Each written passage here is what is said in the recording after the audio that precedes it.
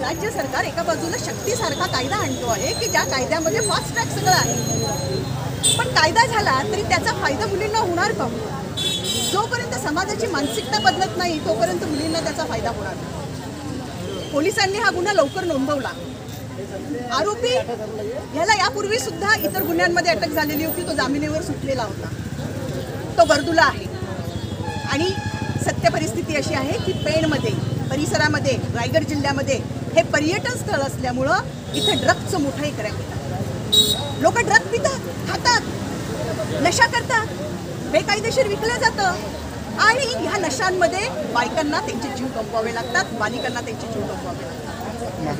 तर आज गुन्हा नोंदवला गेला, तपास झाला, आरोपी अटकेत झालेला आहे, पण जोपर्यंत हे ड्रग्सचे अड्डे उद्ध्वस्त होत नाही तोपर्यंत आमच्या पेणच्याच नाही रायगड जिल्ह्यातल्या महिला सुरक्षित नाही। त्यामुळे आमची पहिली मागणी आहे हे बंद झालं पाहिजे।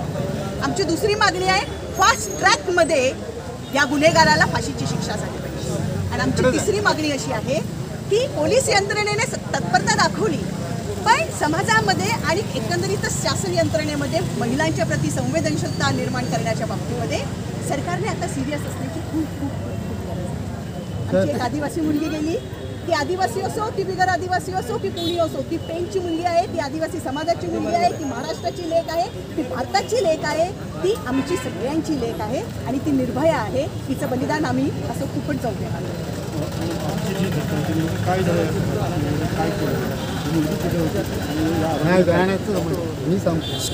ही पेण शहराच्या जवळ प्रायव्हेट हायस्कूलच्या जवळ वर्षानुवर्ष कातकरी आदिवासींची वस्ती आहे आणि कातकरी आदिवासी आदिम ज्यांना PVTG म्हणतात, पर्टिक्युलरली व्हल्नरेबल ट्राईब ग्रुप, महाराष्ट्रातल्या सगळ्या आदिम जमातीतील एक जमात आहे जी नष्टप्राय होणारी आहे असं मानववंशशास्त्रज्ञांनी म्हणतात। या जमातीच्या काही झोपड्या वर्षानुवर्ष तिथं आहेत आणि त्याच्याच शेजारी ड्रग विकण्याचा एक अड्डा आहे। आणि हा जो आरोपी आहे हा यापूर्वी सुद्धा इतर गुन्ह्यांमध्ये त्याला अटक झाली होती आणि तो जामिनीवर सुटलेला होता।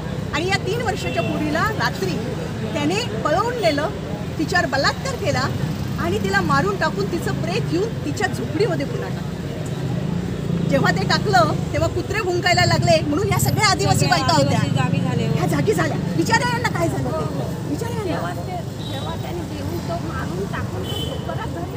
घेऊन आला तेव्हा बघितलं सगळे आमच्या बघितला तेव्हा आरडाओरडा झाली, पण मुलीचं जिवंत नव्हती, तिला काय जीवनच नव्हतं, सगळं त्यांनी सगळं 3 वर्षाची मुलगी ही असं याच्या अगोदर पण त्या माणसाने केलेला होता।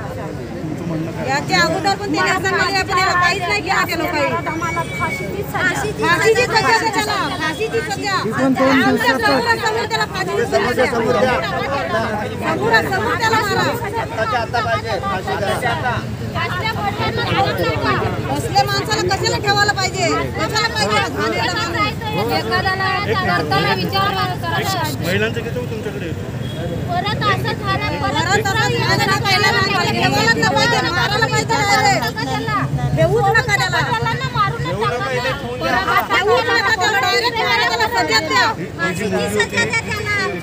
भावंड आहेत काय भावंड आहे, ती एक अजून मोठी मुलगी आहे, एक आणि ती बारकी, ती 13 वर्षाची आहे।